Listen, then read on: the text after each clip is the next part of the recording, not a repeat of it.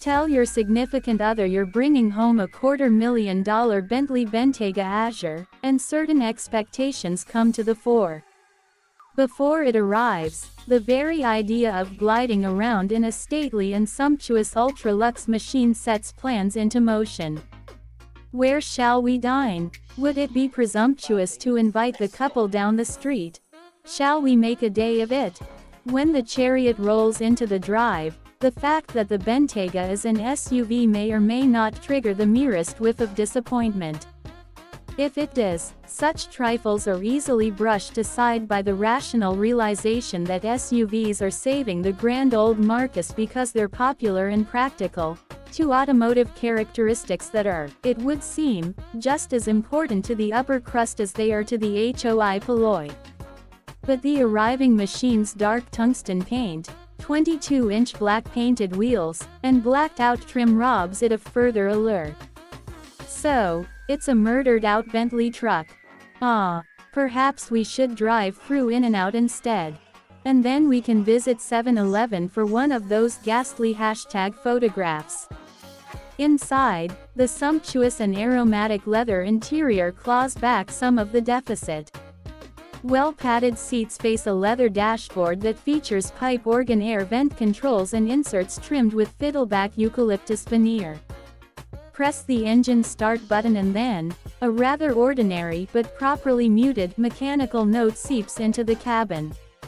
That's because this is not the throaty 542 horsepower twin-turbo V8 powerplant of the Bentayga S, but is instead a 335 horsepower turbocharged V6 that gets boosted to 456 polo-ponies by a rear axle-mounted electric motor. This powertrain gets good fuel economy, you point out. It's good for an EPA-rated 20 mpg combined instead of the 2023 V8's a 17 mpg. In fact, even though Bentley calls it the Bentayga Hybrid, it's actually a plug-in hybrid with a 14.3 kWh plug-in battery that gives it 23 miles of estimated all-electric range. The thing is, we wouldn't call 23 miles of range sufficient to get through a weekday on electricity alone. It does readily achieve this rating, however. In 7 full charge and discharge cycles of random mixed driving, we averaged 28 miles. Not bad, but talk to us again when the rated range is something like 40 miles. That may come to pass if and when Bentley gets the 2024 Porsche Cayenne e-Hybrid's larger 22.0 kWh battery. For now, the Bentayga uses the old Cayenne's hand-me-down 14.3 kWh setup. On gasoline alone, however, the Bentayga also impressed. We couldn't run a formal 75 mph test, but we averaged 23 mpg on gasoline alone over a 1454-mile span of mixed driving that included a freeway run from LA to Sonoma wine country to drive the Lucid Air Sapphire. That it could make that run and still stand a chance of getting through the week under electric power alone says much about the practical benefits of a PHEV. Bentley should lean into that more. For all that, the Bentayga Hybrid is no slug. It gets to 60 miles per hour in 4.5 seconds and finishes the quarter mile in 13.0 seconds at 107 miles per hour. Bentley says top speed is 83 miles per hour on electricity alone, but we coaxed it to 87 miles per hour. But the EV mode isn't steadfastly persistent below this point, because the engine comes to life whenever you mash the gas, which results in the full 456 horsepower wallop of urgency shoving you down the road. As for the thirstier V8-powered Bentayga S, it has 86 more horsepower and weighs 229 pounds less, so it's no surprise it's a full second quicker off the line, achieving 60 miles per hour in 3.5 seconds and polishing off the quarter mile in 12.0 seconds. But its passing time advantage isn't nearly as stark.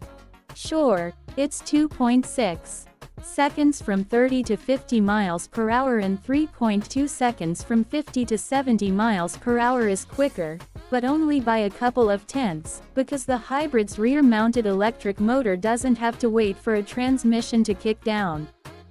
Perhaps the biggest letdown is the Bentayga hybrid's ride comfort, which is not the butter-smooth Bentley experience you're imagining.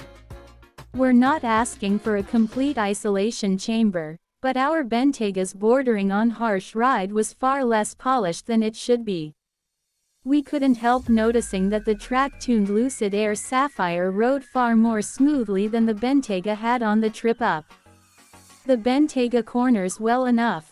Active anti-roll bars help it to generate 0.86 grams of grip on the skid pad, which understandably trails the lighter Bentayga S's 0.88 grams on the same 22-inch 285/40ths R22 Pirelli P0 summer tires. The same physics-induced difference carries over to braking, where the lighter Bentayga S stops from 70 miles per hour in 165 feet versus the hybrid's 168 feet. Likewise, the S stops from 100 miles per hour in 331 feet, while the hybrid trails a wee bit at 339 feet. Both utilize the same iron rotor brake system, but the heavier hybrid was stinking, smoking, and exhibiting excessive pedal travel at the end of our test regimen. Thing is, the hybrid doesn't rely on these friction brakes near as much in daily driving, as the regenerative braking afforded by its electric motor contributes a fair bit in the name of recapturing energy around town. The system is largely triggered by the brake pedal and is blended by software, but the programming lacks polish, resulting in somewhat vague and inconsistent brake feel. One of the Bentley extravagances that really works is the optional Naim premium audio system, which delivers exquisite sound through no less than 20 speakers that are backed up by 1780 watts of amplification. Turn the music down while cruising blithely at 70 miles per hour and you'll enjoy 62 decibels of background hush whether you're running on gasoline or electrons. Stereo on or off, the audio environment absolutely lives up to Bentley expectations. In the end, the Bentley name brings with it a set of wide-ranging expectations that the Bentayga hybrid doesn't quite live up to.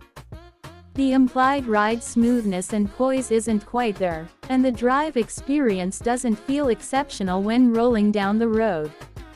The hybrid's powertrain certainly feels quick enough and is comparatively thrifty in practice, but we find it odd that its plug-in part-time EV nature is largely hidden behind a plain hybrid badge. In more ways than one, the Bentley Bentayga hybrid misses the mark. But the double-doubles were delicious.